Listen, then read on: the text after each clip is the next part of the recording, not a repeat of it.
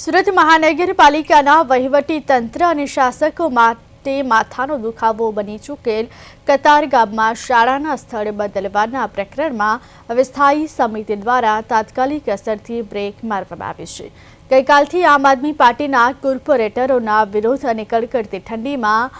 આખી રાત ધરણા પ્રદર્શન કર્યું। સાથે આજે સવારથી પણ દંડવત વિરોધ પ્રદર્શન ચાલી રહ્યો છે।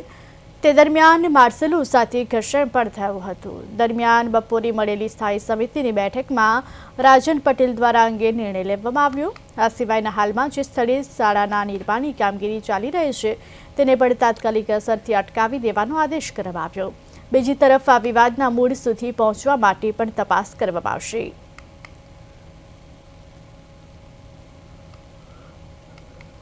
પરંતુ રાજકીય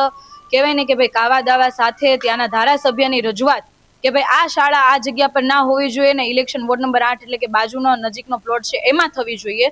જે કહેવાય ને કે નીતિ નિયમો પ્રમાણે શાળા મંજૂર થાય ત્યારબાદ મંજૂરી બાદ વર્ક ઓર્ડર અપાયા બાદ એક શાળાનું કામકાજ થતું હોય પણ એ જગ્યા પર વગર પરમિશને કામકાજ થઈ ગયું એટલે કે બીપીએમસી એક્ટ કે જીપીએમસી એક્ટ કે જે કઈ નિયમો મહાનગરપાલિકાના નિયમો છે રાજ્ય સરકારના નિયમો છે કોઈ નિયમોને કાંઈ લાગતું વળગતું નથી એવું આ ધારાસભ્યોએ સુરત મહાનગરપાલિકાના સત્તાધીશોએ સાબિત કર્યું। વોર્ડ નંબર 7માં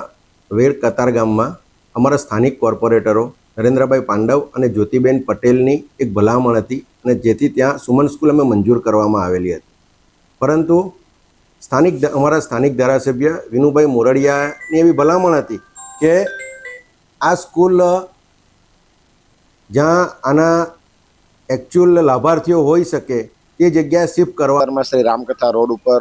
સુમન માધ્યમિક શાળા મંજૂર કરાવવામાં આવેલી હતી, જેનો વર્ક ઓર્ડર આવી ગયો, જગ્યા ફાઇનલ થઈ ગઈ, બધું ઓકે થઈ ગયા પછી